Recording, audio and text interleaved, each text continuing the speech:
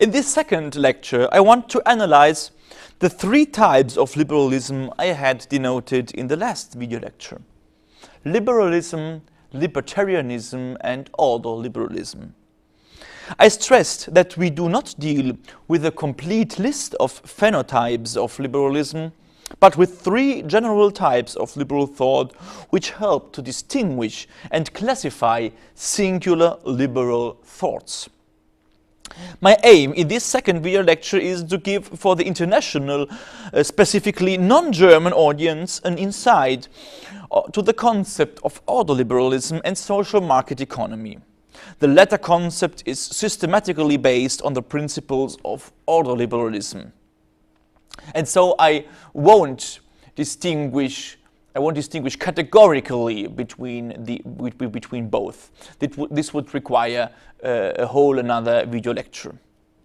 And I want to show that we deal with a sort of justification of liberalism through the declination of liberty. Insofar we deal with the question how to recalibrate the institutions of economic system, the authors of ordoliberalism reflect philosophically on the dimension of liberty. And for this renewal of liberalism, their thought is also called neoliberalism. This try of foundation to liberalism is therefore indeed alternative to the concept of libertarianism. Insofar, I aim to show in the next video lecture the affinities to Rosmini's economical thought, to ordoliberalism and social market economy.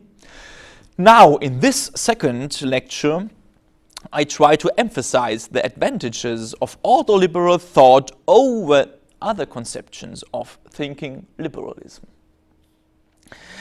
This aim to argue with a renewed liberal thought against the social crisis, against the actual social crisis, is clearly expressed by Wilhelm Röpke some decades ago.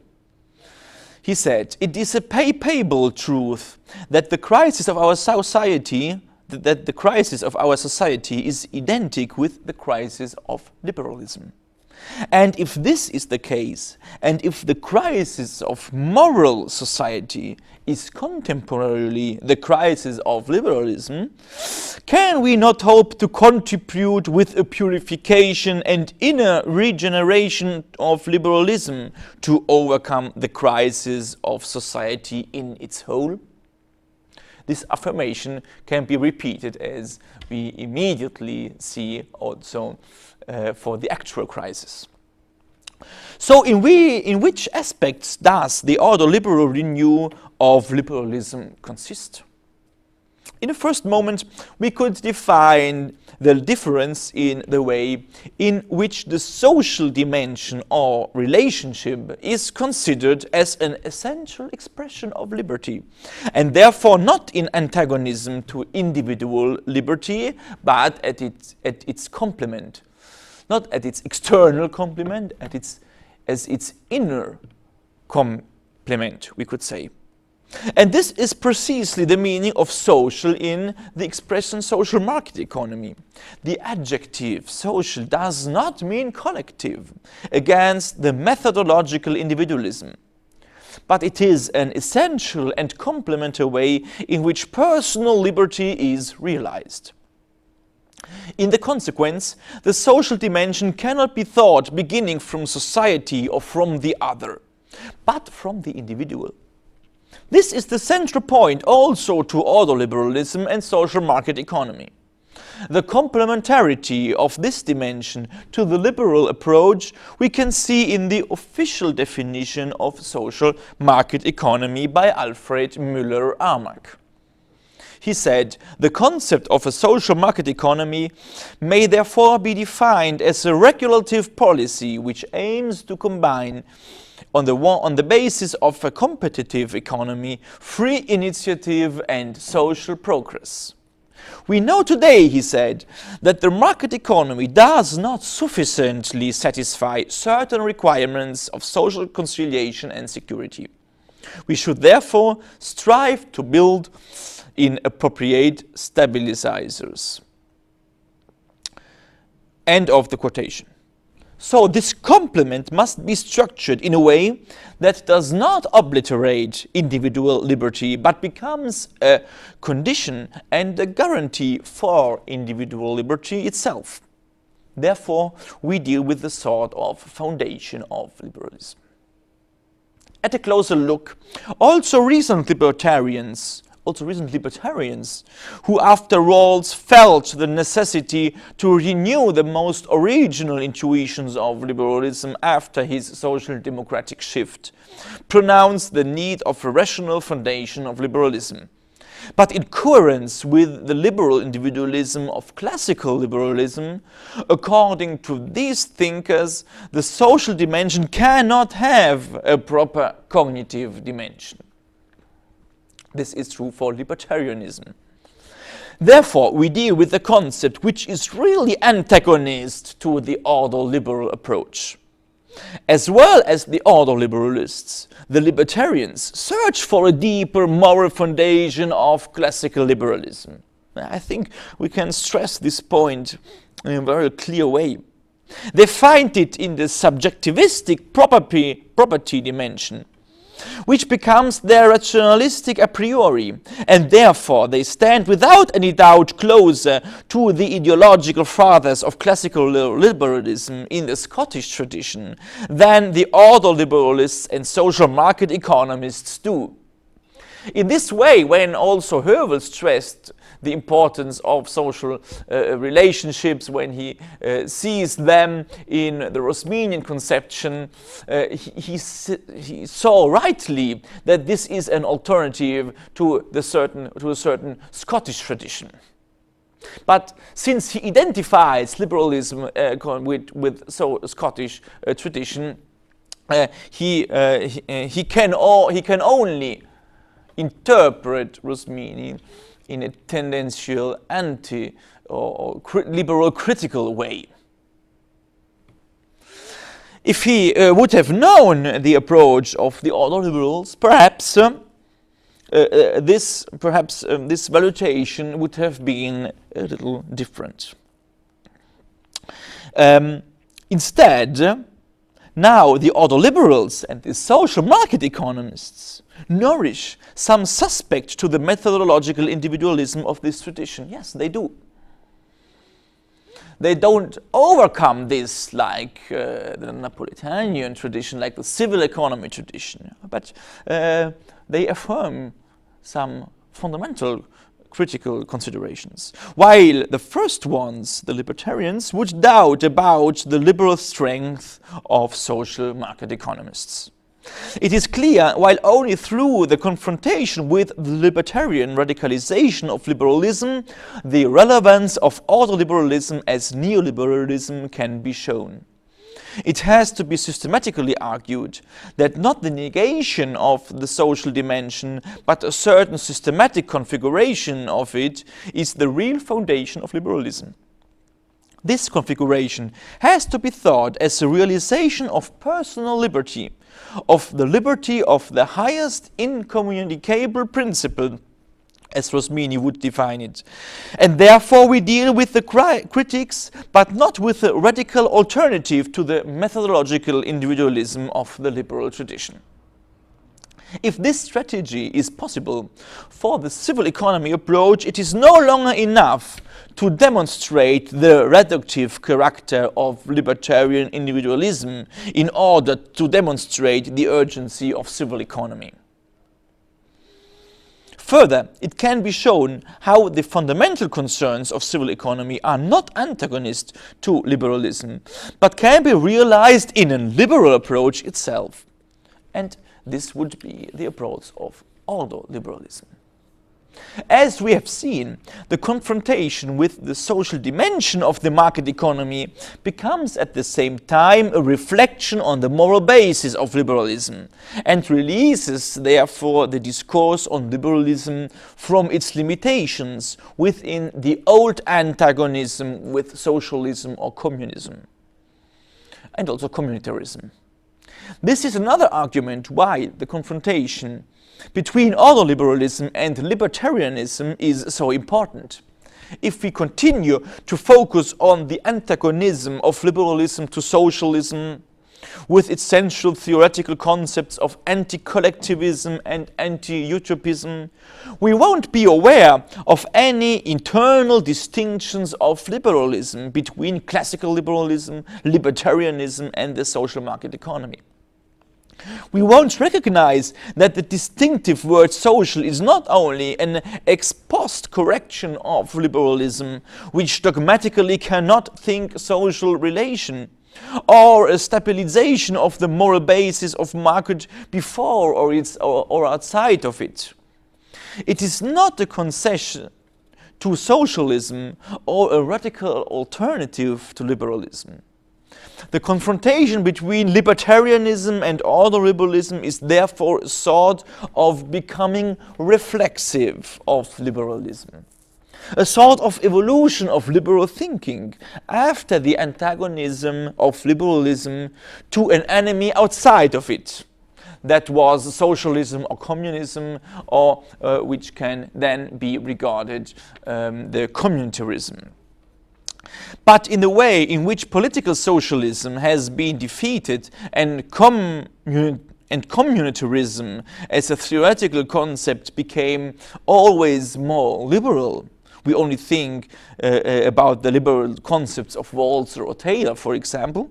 Liberalism has lost his external frontiers, and this loss is becoming the risk to lose its theoretical strength. Instead, its becoming reflexive is a new evolutionary period and allows to bring forward the reflection and renewal of liberalism today. This becoming reflexive has to depart from the point on which all liberal families converge. All liberal theories strictly negate any substantialization or hybridization of markets. This is an important dimension of their methodological individualism and its fundamental meaning. The market is not a social entity that could replace individual actions based on the valuations, the interests, and the aspirations of the single persons. The fundamental fact is that there is not such thing as a market in such. What we call a market is always a system of social interaction characterized by a specific institutional framework, that is, by a set of rules defining certain restrictions on the behavior of the market participants. The questions about the distinction of the various traditions of liberalism concerns the evolution or justification of these institutional frameworks and rules.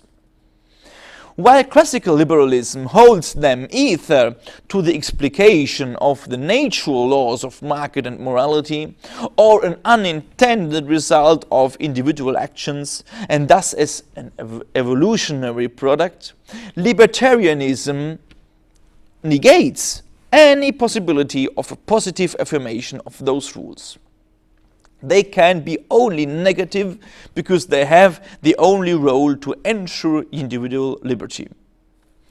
Therefore, classical liberals can admit that states have positive social functions in the measure that they do not hinder, obviously, the realization of individual actions and of the market-owned rules and properties, or the evolutionary nature of markets.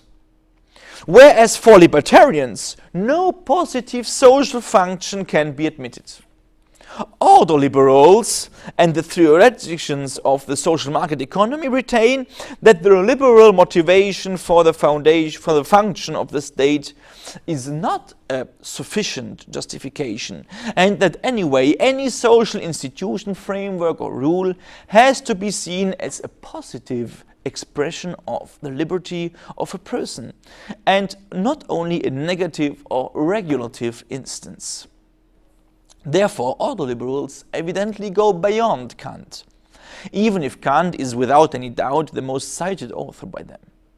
In other words, whether a certain radicalization of Kant, radicalization which is a real overcoming of Kant, is symptomatic for libertarian authors, a more developed Kant in the direction of the positive knowledge of social dimensions of liberty, or we could say more in a Hegelian direction, would tend to move towards the ordoliberal position.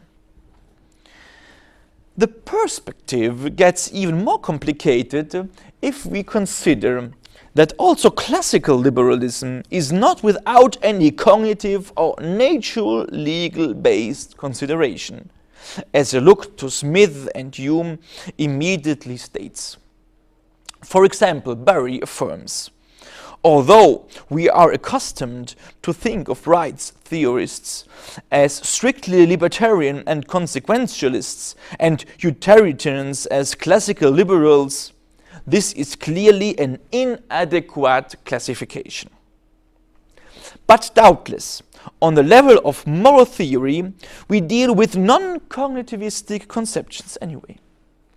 This is the precise perspective which results in a radicalized libertarianism and from which ordoliberalism distances itself definitively. The cognitive basis of moral values implicates a positive affirmation of rules and frameworks. But at this point, ordoliberalism has to demonstrate why this perspective does not threaten individual liberty. Precisely this difficulty is once more radicalized in the social market economy, which affirms the necessity of cognitive structure of interpersonally realized liberty, not only for the affirmation of moral values, but for the foundation of a determined social constitutional state. What Germans call sozialer Rechtsstaat, of a social constitutional state, and therefore also for the principle of social statehood, as it is, for example, founded in the German constitution. Thus, in this perspective, the social market economy becomes the crucial question of the whole liberal tradition, and could become the only model within all the liberal family able to theoretically found the basic principles of the social political dimensions in a liberal order. In this direction, it is more than evident that the main thinkers of the social market economy have always underlined the moral obligation to affirm the ordoliberal ground model and the social market realization of it. Neither the utilitarian wealth perspective nor the theory of a process of evolutionary selection, which conducts in an unintended way to market and states, can be arguments for liberalism. But only a moral argumentation would be able to give a strong fundament to it, which now, when the primary enemy, we could say, of communism is defeated, is able to give to liberalism a strong and reliable argumentation.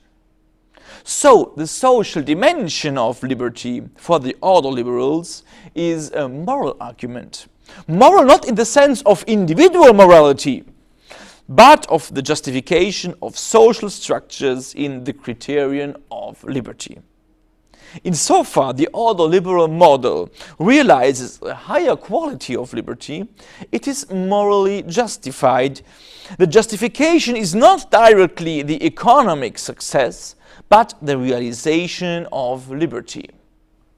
Röpke affirms, if one of our pilgrims to Moscow and tourist snob would come to tell us that in the communistic paradise would be a material abundance, and that in our capitalistic hell would be the misery and an anti-economistic situation, there would be given the case to answer in good Ginevra dialect, tant pis. We are sorry, but this cannot impress us. Because not this we expect from the market economy. We expect from it, first of all, the achievement of over-economical ideals. This is the quotation of Röpke.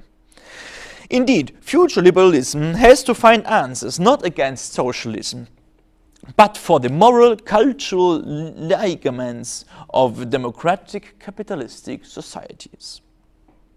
This moral dimension, not as a risk to individuality, But if it should be a justification for liberalism, now it has to be argued in reference to liberalism itself, and then in critical distance to libertarianism. The liberal tradition affirms the centrality of individual rights and of the abstinence of the state. The argumentation relinquishes any a prioristic reasoning of what in continental European thinking is the fundamental aspect from Descartes to Hegel. These fundamental features of liberal thinking have a moral claim because, as Heidegger underlines, every meaning of social would impede the growth of real morality because it would lead to the destruction of the indispensable environment in which the traditional moral values alone can flourish, namely personal freedom. So the deconstruction of the traditional value of the social dimension of political and economic systems has a moral fundament. Because if the social dimension destroys liberty, it cannot ground a humanistic social system. All contribution to the whole and to the public can only be a consequence to the insurance of individual liberty and thus a strictly individualistic perspective.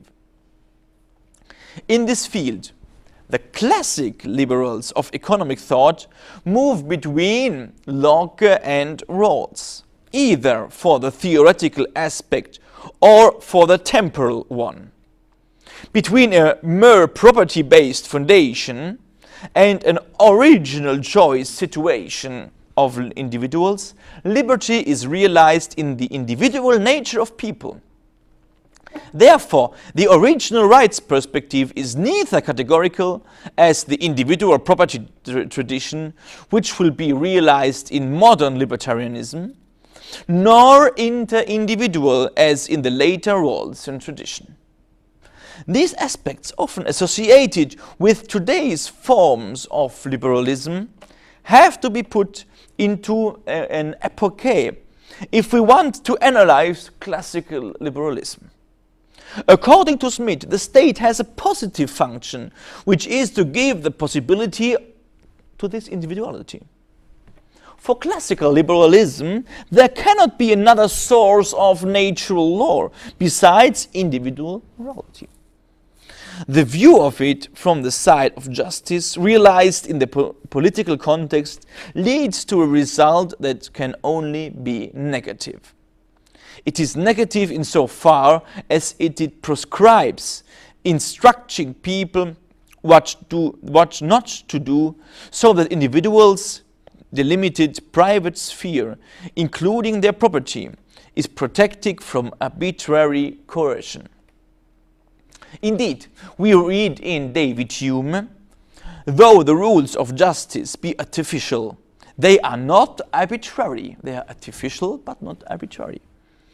Nor is the expression improper to call them laws of nature, if by nature we understand what is common to any species, or even if we confine it to mean what is inseparable from the species.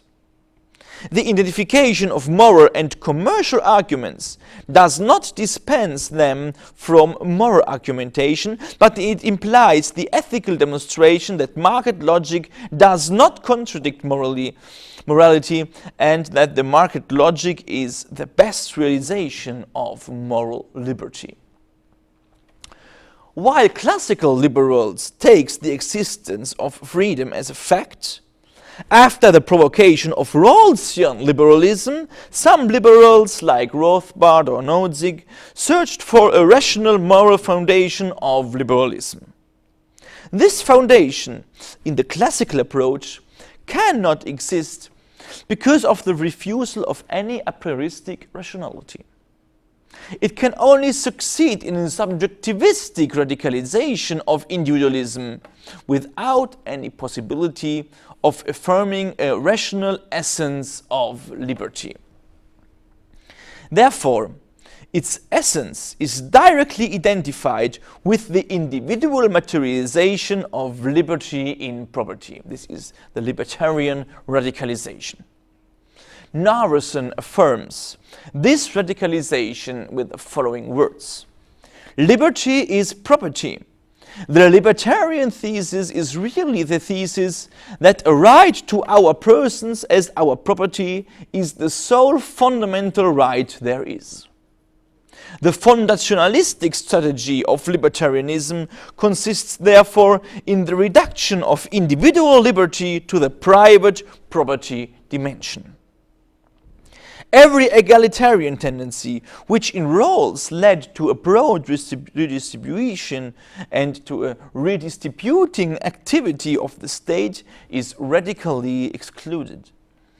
In the consequence, the public sphere is radically reduced to the private property dimension. Nozick's operation to justify a minimum state on the basis of only private property conditions is therefore the most radical justification of state, even if in its minimal configuration. Insofar, it is legitimized as assurance firm, which resulted of a process of private competition. It is in reality a state without any public dimensions. Therefore, it cannot realize any representative and social dimension.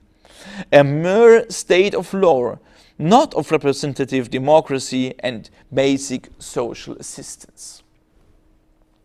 At this point, the ambivalent position of Hayek emerges as in one sense entirely classical liberal in regards to natural laws, constitutional framework and some social duties of the state, but in the other sense he considers the state as only the non-intentional and evolutionary product of the natural development of individual liberty.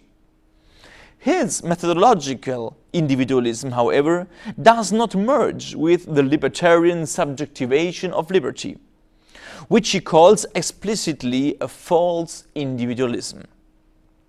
Therefore, Hayek and the Austrians admit more than the libertarians, for the latter admit more than the libertarians. For the libertarians, all rationality is identified with the individual proper dimension. Therefore, the Austrians present a theoretical vision of how such an order would form if certain social conditions were to be fulfilled. And therefore, they sustain a curious a prioristic rationalistic utilitarianism. Hayek combines thus elements of liberalism and libertarianism in his original thought. The main element which converges between Hayek and libertarianism is the distinction between state and law, and the radical association of the law to the natural position of the individual. Therefore, it does not appear true that neither Hayek nor libertarianism is contrary to any moral consideration. Nozick argues against classical utilitarianism in order to defend radical individualism as a defense of liberty. From a libertarian point of view, however, the major deficiency in the classical liberalism of Smith, Hume and their successors is the fact that their anti-rationalism disables them from constructing an individualistic ethics which can be substantiated independently of these spontaneous forces which produce order. The non-cognitivistic basis of liberalism is thus the major problem for the foundationary intentions of libertarianism and of the evolutionary theory of Hayek, which is non-casual, but sees individualism as the final evolutionary product. While Hayek refuses the metaphysical thought of Kant or Aristotle, libertarian thinkers refer to their theoretical profoundness, but interpret them in a radical individualistic way.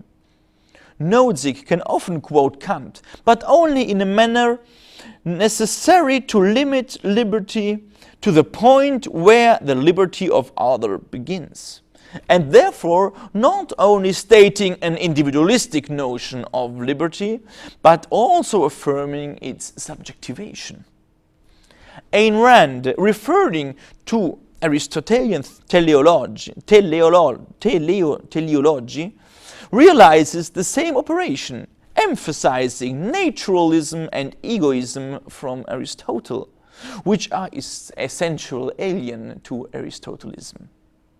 So their rationalism serves only to found the subjectivistic a priori to state and society. This is the real dimension and the real aim of the libertarian argumentation.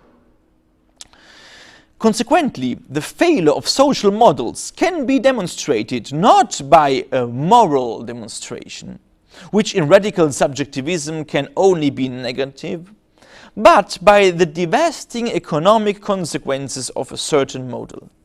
In other words, there are no positive moral arguments for libertarianism, precisely because this dimension is a cognitive one, as cognitive one is excluded by its principles. Reassuming, with the libertarian thinkers we deal with a radical individualization of liberty, which eliminates every ethical reasoning. The ethical life is completely substituted by the individual rights discourse. With the liberal approach, the development of economy brings major wealth for all, and therefore the utilitarian argument can be applied to the political and governmental debate on economical politics.